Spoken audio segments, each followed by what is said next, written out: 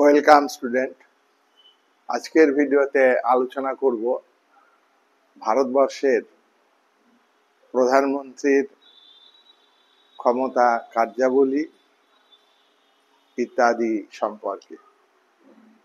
আজকের ভিডিও প্রধানমন্ত্রীর সামগ্রিক আলোচনা করব না, কয়েকটা পয়েন্ট নিয়ে প্রধানমন্ত্রীর ক্ষমতা এবং আলোচনা করব, বাকি পরের ভিডিওতে আলোচনা করব। ভারতের প্রধানমন্ত্রী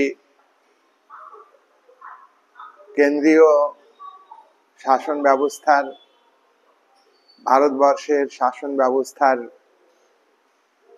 মূল ব্যক্তি, আর প্রধানমন্ত্রীর পদ হচ্ছে গুরুত্বপূর্ণ পদ। ভারতে ব্রিটিশ মডেলে শাসন ব্যবস্থাকে গড়ে তোলা হয়েছে। ব্রিটিশ মডেল হলো সংসদীয় গণতন্ত্র, রাষ্ট্রপতি শাসিত সরকার নয়। ব্রিটেনের সংসদীয় শাসন ব্যবস্থাতে প্রধানমন্ত্রী মূল ক্ষমতা আর অধিকারী। সে দেশে সর্বোচ্চ শাসক, রাষ্ট্রের সর্বোচ্চ ব্যক্তি রাজা বা রানীর নামে প্রকৃতপক্ষে প্রধানমন্ত্রী শাসন কার্য পরিচালনা করেন। তারই অনুকরণে ভারতের সংবিধান রচয়িতা গণপরিষদ, ভারতের সংবিধান তৈরি করেছে খসড়া কমিটি। তারা সিদ্ধান্ত নিয়েছেন যে ভারতে মন্ত্রিসভা পরিচালিত শাসন ব্যবস্থাকে গ্রহণ করতে হবে। অন্যান্য দেশের মন্ত্রিসভা পরিচালিত বা কাউন্সিল অফ মিনিস্টারের দ্বারা পরিচালিত শাসন ব্যবস্থার মতোই ভারতেও প্রধানমন্ত্রী কাউন্সিল অফ মিনিস্টারের মধ্যমণি, কাউন্সিল অফ মিনিস্টারের বা মন্ত্রিসভার মূল ব্যক্তি। তাই ভারতবর্ষের শাসন ব্যবস্থা এবং রাজনীতিতে শাসন ক্ষমতার কেন্দ্রবিন্দুতে রয়েছেন প্রধানমন্ত্রী। এক্ষেত্রে ব্রিটিশ সংবিধান বিশারদ বেজহার্ট বলেছেন যে কিস্টোন অব দি ক্যাবিনেট আর্স, প্রধানমন্ত্রী হলেন ক্যাবিনেটের ভিত্তি প্রস্তর। কাউন্সিল অফ মিনিস্টার, মন্ত্রিসভা পরিচালিত শাসনে তিন ধরনের মন্ত্রী থাকেন। ক্যাবিনেট মন্ত্রী থাকেন। এই ক্যাবিনেট মন্ত্রীরা অন্যান্য মন্ত্রীদের থেকে সব থেকে গুরুত্বপূর্ণ দপ্তরে দায়িত্বে থাকেন এবং সব থেকে বেশি ক্ষমতা ভোগ করেন। মন্ত্রিসভা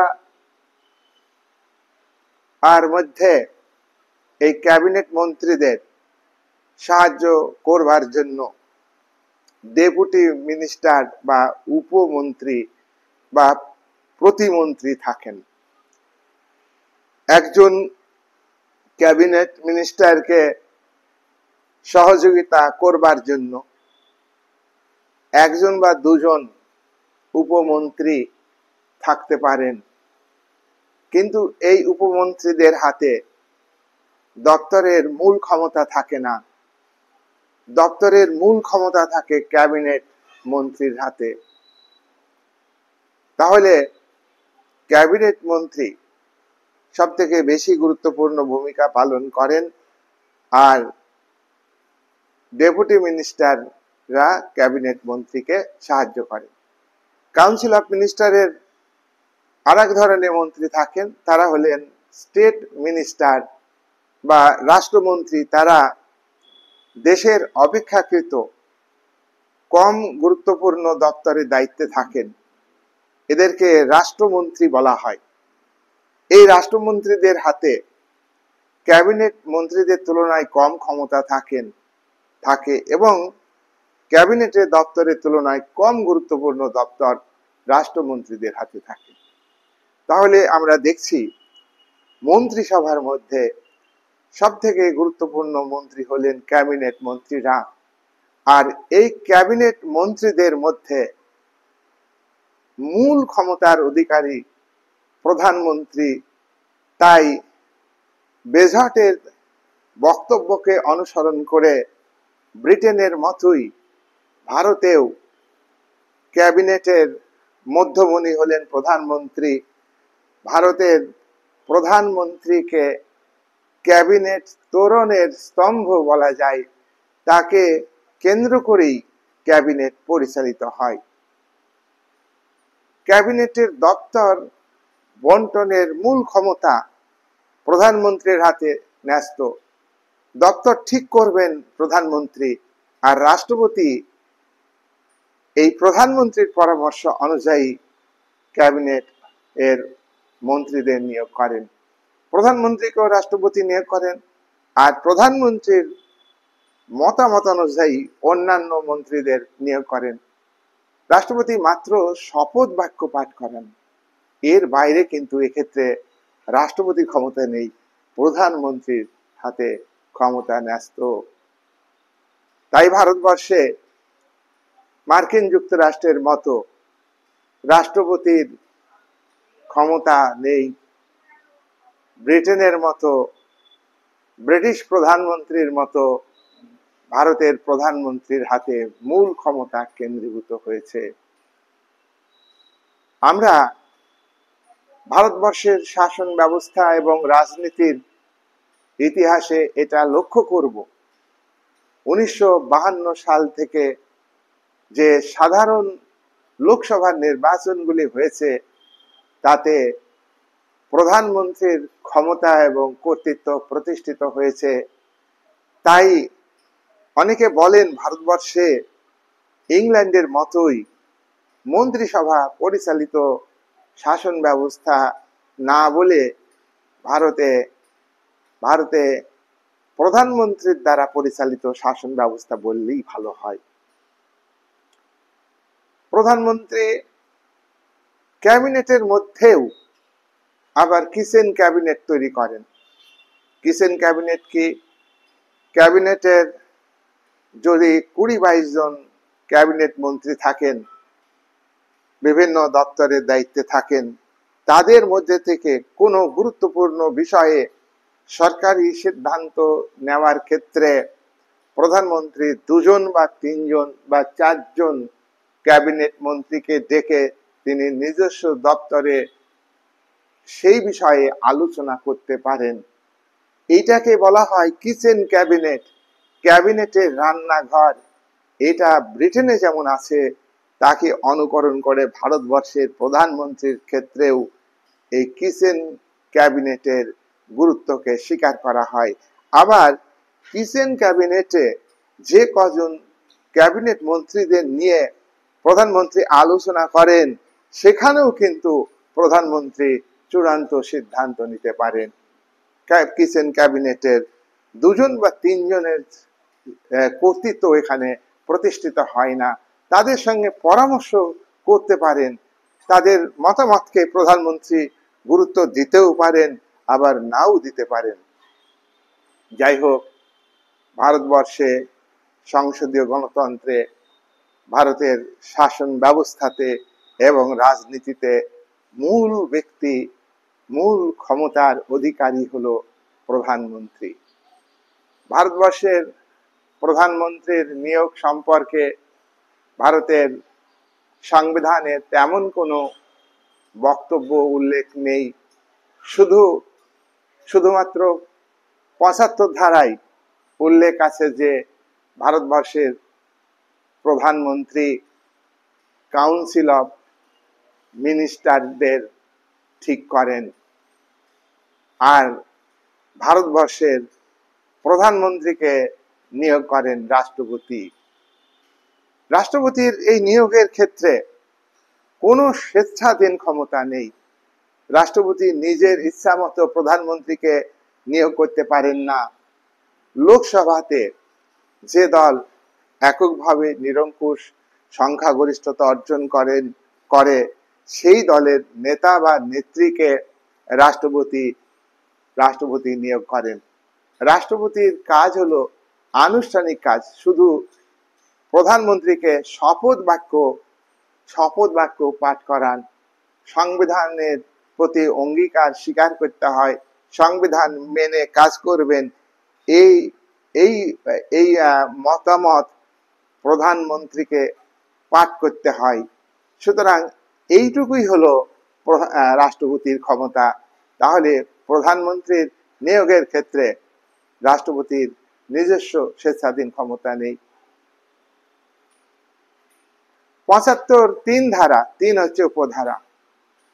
৭৫(৩) ধারায় বলা হয়েছে যে কাউন্সিল অফ মিনিস্টার অর্থাৎ মন্ত্রিসভা, ভারতবর্ষের কেন্দ্রীয় মন্ত্রিসভা, যে মন্ত্রিসভাতে ক্যাবিনেট মন্ত্রীরা আছেন, যে মন্ত্রিসভাতে রাষ্ট্রমন্ত্রীরা আছেন, যে মন্ত্রিসভাতে উপমন্ত্রীরা রয়েছেন, সেই মন্ত্রীরা এক্সিকিউটিভ বডি বলা হয় একে শাসন বিভাগ বলা হয়, একে রাজনৈতিক শাসন বিভাগ বলা হয়।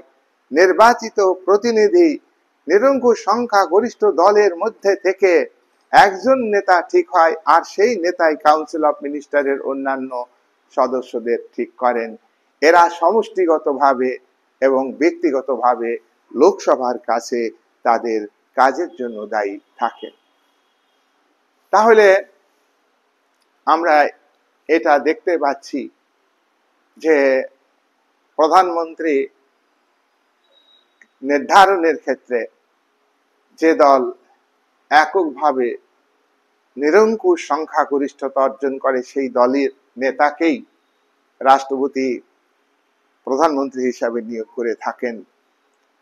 যদি লোকসভার নির্বাচনে এককভাবে কোনো দল ম্যাজিক ফিগারে আসন পায়নি, নিরঙ্কুশ সংখ্যাগরিষ্ঠতা অর্জন করতে পারেনি, লোকসভার 543 সদস্যের মধ্যে অধিকাংশ আসন কোনো একটা দল পায়নি, কয়েকটা দল মিলে সেই ম্যাজিক ফিগার তৈরি হয়।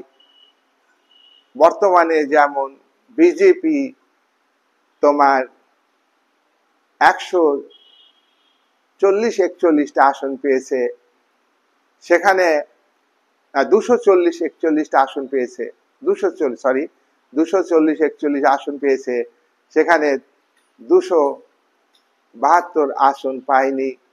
তাই এনডিএ জোট, ন্যাশনাল ডেমোক্রেটিক অ্যালায়েন্স তৈরি করেছে, করে অন্যান্য কয়েকটি দলের সমর্থন নিয়ে ম্যাজিক ফিগার অর্থাৎ লোকসভাতে সংখ্যাগরিষ্ঠতা প্রমাণ করেছেন। এক্ষেত্রে এই সংখ্যাগরিষ্ঠ দল যখন থাকে না, কোয়ালিশন গভর্নমেন্ট হয়, সেই গভর্নমেন্টের শরিক দলগুলির নেতাকে রাষ্ট্রপতি প্রধানমন্ত্রী হিসাবে নিয়োগ করেন।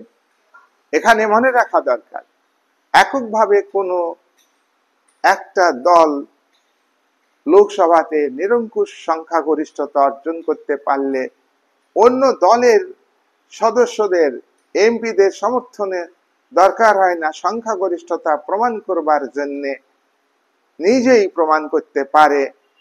এই রকম ক্ষেত্রে প্রধানমন্ত্রীর ভূমিকা শক্তিশালী হয়, বেশি গুরুত্বপূর্ণ হয়। আর যখন কয়েকটা দল মিলে প্রধানমন্ত্রী মন্ত্রিসভা গঠন করেন, তখন সেই মন্ত্রিসভাতে শরিক দলগুলোকে খুশি করবার জন্য মন্ত্রিসভা সেই রকম শক্তিশালী ভাবে গঠন করতে পারেন না। আর প্রধানমন্ত্রীকে সবসময় শরিক দলগুলির মতামতকে গুরুত্ব দিতে হয়, না হলে শরিক দলগুলো লোকসভাতে সংখ্যাগরিষ্ঠতা প্রমাণের ক্ষেত্রে বিরোধী পক্ষ অবলম্বন করতে পারে। এক্ষেত্রে প্রধানমন্ত্রীর ভূমিকা দুর্বল হতে পারে।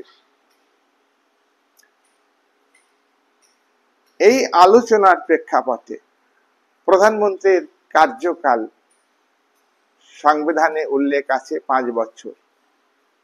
প্রধানমন্ত্রীর কার্যকাল 5 বছর, কিন্তু 5 বছরের আগেই সরকারের বিরুদ্ধে অনাস্থা প্রস্তাব বিরোধীদের পক্ষ থেকে আনা এবং গৃহীত হলে সরকারের পতন ঘটবে, তাহলে প্রধানমন্ত্রীকে পদত্যাগ করতে হবে, প্রধানমন্ত্রীকে ক্ষমতাচ্যুত করতে পারবে। আর কোয়ালিশন সরকারের প্রধানমন্ত্রীর সবসময় একটা আশঙ্কা থাকে যে সংখ্যাগরিষ্ঠতা প্রমাণ করতে পারবো কিনা। সেক্ষেত্রে প্রধানমন্ত্রী অনাস্থা প্রস্তাব আনার আগেই রিজাইন দেন। সংখ্যাগরিষ্ঠতার অভাব ছিল, অথচ আগেই পদত্যাগ করেননি এমন প্রধানমন্ত্রী ছিলেন 1989 সালে বিশ্বনাথ প্রতাপ সিং। সেখানে লোকসভাতে বিরোধীরা অনাস্থা প্রস্তাব নিয়ে এসে তাকে ভোটের মাধ্যমে ক্ষমতাচ্যুত করেছেন। কিন্তু ইতিপূর্বে আমরা দেখেছি অনেক কোয়ালিশন সরকারের প্রধানমন্ত্রী সংখ্যাগরিষ্ঠতা প্রমাণ করতে পারবেন না জেনে আগেই তিনি পদত্যাগপত্র রাষ্ট্রপতির কাছে জমা দিয়েছেন। এক্ষেত্রে আমরা লক্ষ্য করব 1978 সালে জনতা সরকার গঠিত হয়েছিল, সেখানে মোরারজি দেশাই 1979 সালে পদত্যাগ করেছেন।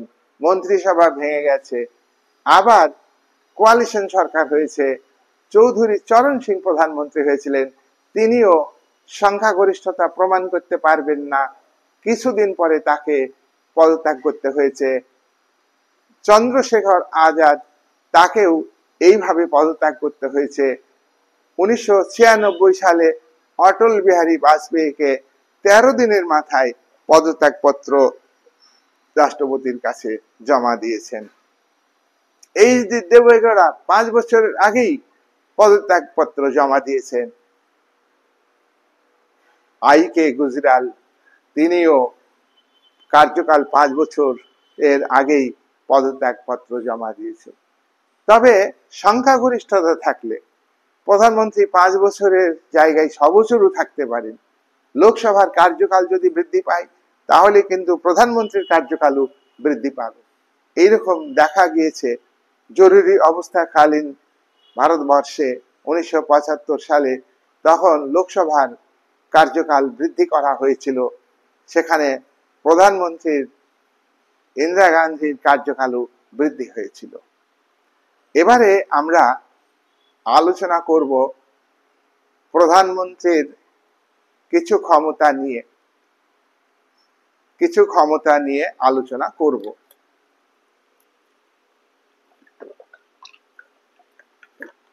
প্রধানমন্ত্রীর প্রথম ক্ষমতা হিসাবে আমরা আলোচনা করতে পারি বা আলোচনা করি রাষ্ট্রপতির পরামর্শদাতা হিসাবে প্রধানমন্ত্রীর ভূমিকা। ভারতবর্ষের সংবিধান লিখিত, তাই সংবিধানের 74 উপধারায়, 74 মূল ধারা এবং 1 হচ্ছে উপধারা, তাই 74(1) ধারায় বলা হয়েছে যে ভারতের প্রধানমন্ত্রীর নেতৃত্বে কাউন্সিল অফ মিনিস্টার, মন্ত্রিসভা গঠিত হবে। প্রথমে রাষ্ট্রপতি প্রধানমন্ত্রীকে নিয়োগ করবেন, তারপর প্রধানমন্ত্রী ঠিক করবেন, নির্ধারণ করবেন কারা কারা মন্ত্রিসভায় স্থান পাবেন, কে কোন দপ্তর পাবেন তা প্রধানমন্ত্রীর ইচ্ছা অনিচ্ছার উপরে নির্ভর করে। এক্ষেত্রে প্রধানমন্ত্রী রাষ্ট্রপতিকে পরামর্শ দেন। প্রধানমন্ত্রী হিসাবে রাষ্ট্রপতি নিয়োগ করলেন, তারপর প্রধানমন্ত্রী কারা কারা ক্যাবিনেট মন্ত্রিত্ব পাবেন, ক্যাবিনেট মন্ত্রী হবেন, ক্যাবিনেটের দপ্তর পাবেন, কে স্বরাষ্ট্রমন্ত্রী হবেন, কে প্রতিরক্ষা মন্ত্রী হবেন, কে বিদেশ মন্ত্রী হবেন, তা কিন্তু ক্যাবিনেটের প্রত্যেকটা দপ্তরের এক একজন মন্ত্রী কারা কারা হবেন ঠিক করেন। এই মন্ত্রীদের কারা উপমন্ত্রী হিসাবে সাহায্য করবেন, প্রতিমন্ত্রী হিসাবে সাহায্য করবেন, তা কিন্তু প্রধানমন্ত্রী ঠিক করবেন।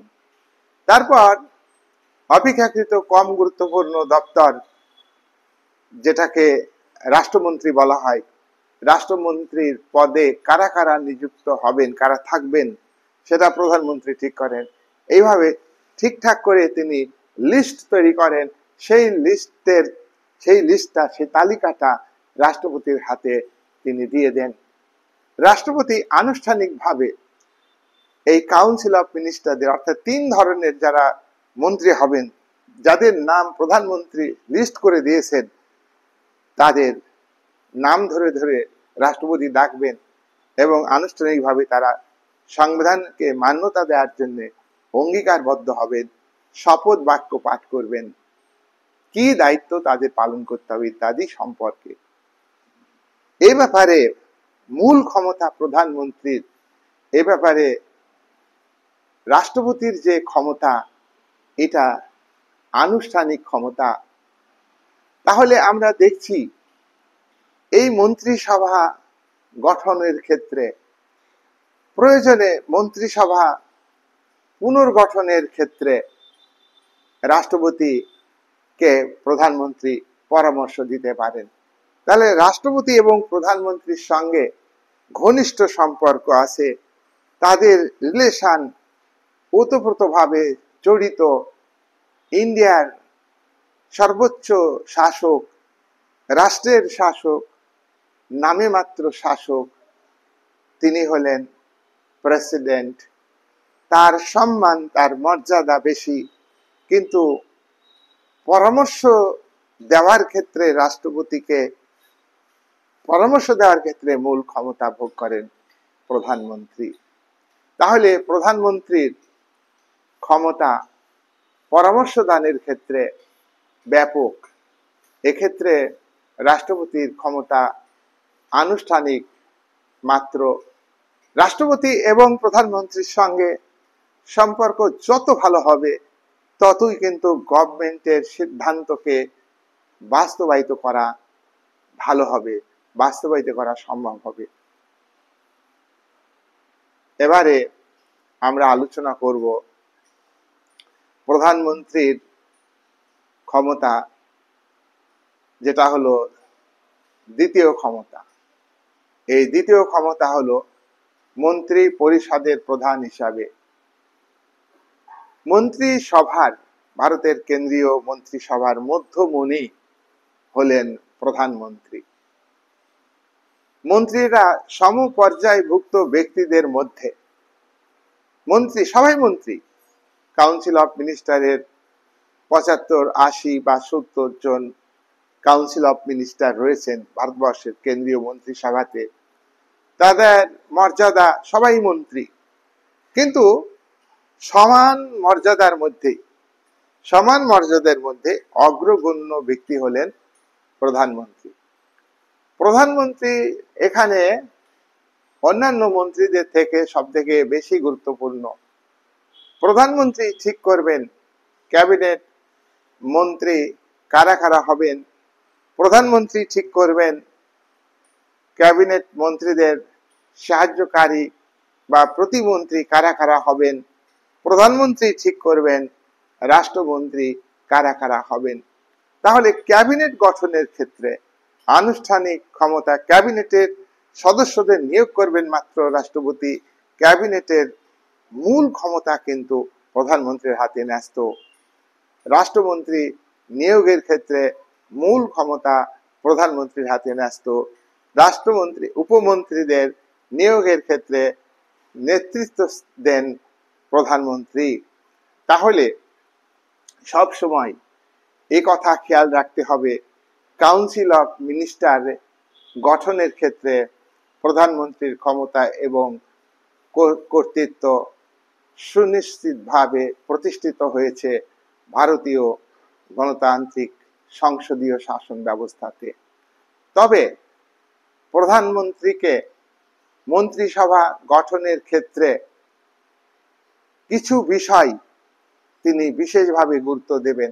এক, দলের নেতৃস্থানীয় ব্যক্তিরা যাতে যে দলের প্রধানমন্ত্রী তিনি, সেই দলের বা নিজ দলের নেতৃস্থানীয় ব্যক্তিরা যাতে ক্যাবিনেটে স্থান পান সেদিকে তিনি নজর দেবেন। দুই, ভারতবর্ষের সমস্ত জায়গা থেকে, সমস্ত রাজ্য থেকে, সমস্ত কেন্দ্রশাসিত অঞ্চল থেকে, এখন তোমরা জানো যে 28টা অঙ্গরাজ্য আছে এবং 8টা কেন্দ্রশাসিত অঞ্চল আছে। এই প্রত্যেক কেন্দ্রশাসিত অঞ্চল এবং 28টা অঙ্গরাজ্য থেকে ভারতবর্ষে মন্ত্রিসভাতে যাতে মন্ত্রী হতে পারেন সেদিকে প্রধানমন্ত্রীকে দায়িত্ব পালন করতে হয়, নজর দিতে হয়।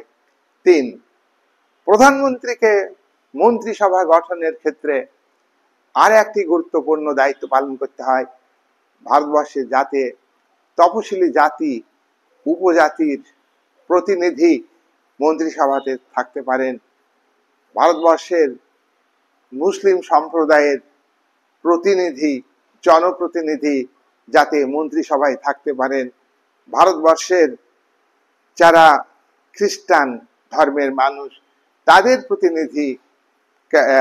প্রতিনিধি কাউন্সিল অফ মিনিস্টারে থাকতে পারেন, সেদিকে প্রধানমন্ত্রীকে নজর দিতে হয়।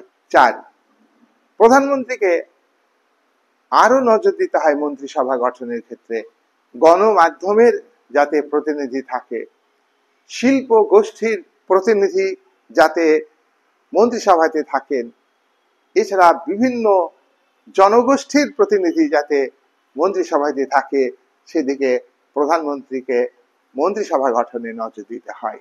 ছয়, মোর্চা সরকার বা কোয়ালিশন গভর্নমেন্ট বা পাঁচমিশালি সরকার, একটা দল যখন একা লোকসভাতে নিরঙ্কুশ সংখ্যাগরিষ্ঠতা পায় না তখন শরিক দলের মাধ্যমে সরকার গঠন করতে হয়। সেই সরকারের প্রধানমন্ত্রী অপেক্ষাকৃত দুর্বল হন এই কারণে যে শরিক দলগুলো যে কোনো সময় প্রধানমন্ত্রীর সঙ্গে মতবিরোধে যেতে পারে, তারা অন্যায্য দাবি করতে পারে, সেই দাবিকেও অনেক সময় প্রধানমন্ত্রী মেনে নেন। এতে দেশের অর্থনৈতিক বিকাশে একটা বাধা সৃষ্টি হয়। শরিক দলের নেতারা গুরুত্বপূর্ণ দপ্তরের দাবি করেন, যেটা তাদের পাওনা তার থেকে বেশি গুরুত্বপূর্ণ দপ্তর নিয়ে নেন এবং দেশের মোট আয়ের একটা বিরাট অংশ সেই শরিক দলের যে রাজ্যে প্রাধান্য আছে সেই রাজ্যের জন্য ব্যয় করেন, আর দেশের জাতীয় স্বার্থ এক্ষেত্রে ক্ষুণ্ণ হয়। এতে ভারতবর্ষের মানুষের মধ্যে ঐক্য বিনষ্ট হতে পারে। তাই প্রধানমন্ত্রী তাকে পাঁচমিশালি সরকারের প্রধানমন্ত্রী তাকে সবসময় একটা দুর্বল জায়গা তৈরি করে দেয় বিরোধীরা, এবং শরিক দল বেরিয়ে যদি বিরোধী দলে যোগ দেয় তাহলে কি হবে, সরকারের বিরুদ্ধে অনাস্থা প্রস্তাব আসবে এবং সরকার ভেঙে যাবে। সরকারের আস্থা হারালেই সরকারের পতন ঘটে, এটা ভারতীয় গণতন্ত্রের নিয়ম। তাহলে আমরা দেখছি মন্ত্রিসভা গঠনে প্রধানমন্ত্রীর ক্ষমতা ব্যাপক এবং তাকে বিভিন্ন বিষয়ের উপর গুরুত্ব দিয়ে তাকে চলতে হয়। এছাড়া প্রধানমন্ত্রীকে তার দলের মধ্যে থেকে ভবিষ্যতে যাতে প্রধানমন্ত্রীর যোগ্য হতে পারে, দলকে সঠিকভাবে নেতৃত্ব দেবে এবং সরকার গঠিত হলে সরকারের মন্ত্রিসভাতে গুরুত্বপূর্ণ দায়িত্ব পালন করতে পারবেন, সেই যোগ্যতা যাতে অর্জন করতে পারেন তার জন্য দলের তরুণ নেতাদের, উদীয়মান তরুণ নেতাদের তিনি কাউন্সিল অফ মিনিস্টারে স্থান দেবেন। কাউন্সিল অফ মিনিস্টার মন্ত্রিসভাতে স্থান পেলে তার অভিজ্ঞতা বাড়বে। যখন প্রধানমন্ত্রী পরবর্তীকালে আর সেই ব্যক্তি আর প্রধানমন্ত্রী থাকবে না, তখন সেই উদীয়মান তরুণ নেতা দক্ষ, কর্মদক্ষ, বিচক্ষণ হয়ে উঠবেন। তিনি পরবর্তীকালে তার দলের প্রধানমন্ত্রী হয়ে দেশ চালাবেন। তাহলে মন্ত্রিসভা ক্ষেত্রে আমরা দেখছি প্রধানমন্ত্রীর ক্ষমতাই হলো মূল ক্ষমতা। সমপর্যায়ভুক্ত ব্যক্তিদের মধ্যে, মন্ত্রীদের মধ্যে তিনি হলেন অগ্রগণ্য, তিনি অনেক এগিয়ে। তাকে আকাশে তারকারাজির মধ্যে বিরাজমান চন্দ্রের সঙ্গে তুলনা করা হয়। ভিডি মহাজন এই কথা বলেছেন, আকাশে বহু উজ্জ্বল তারা রয়েছে, তার মধ্যে একটা পূর্ণ চন্দ্র অবস্থান করছে। সেই চন্দ্রের সঙ্গে ভারতের প্রধানমন্ত্রীকে তুলনা করা যায়।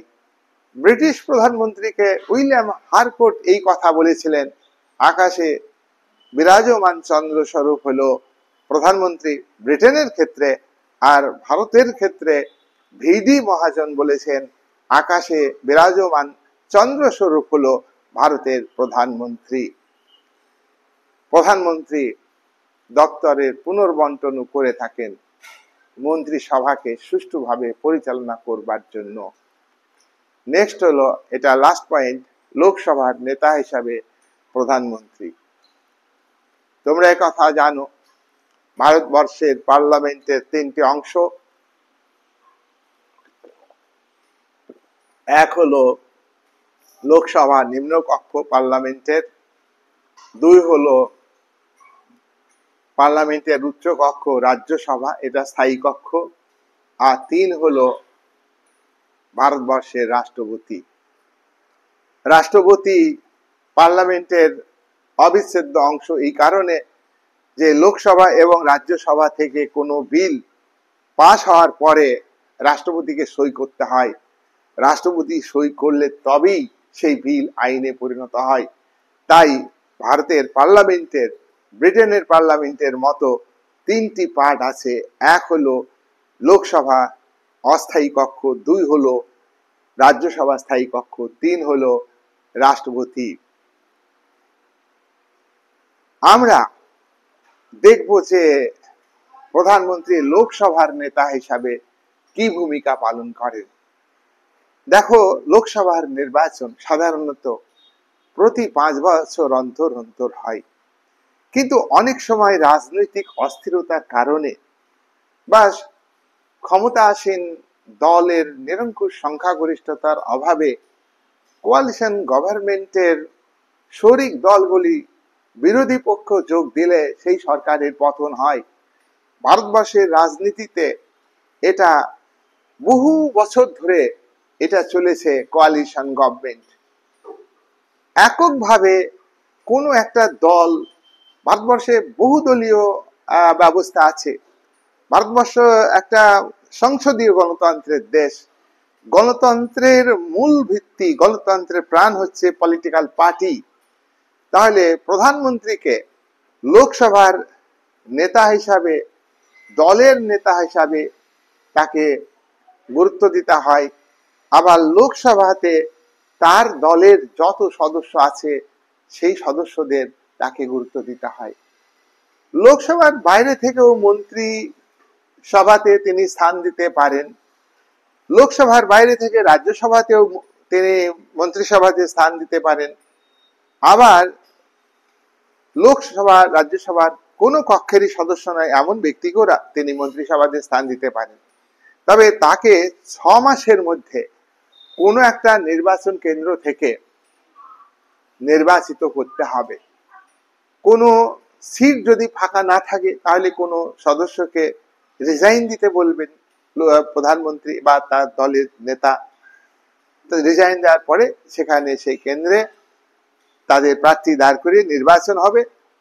যে মন্ত্রী হয়েছেন তাকে কিন্তু মন্ত্রী পদে বহাল রাখবে।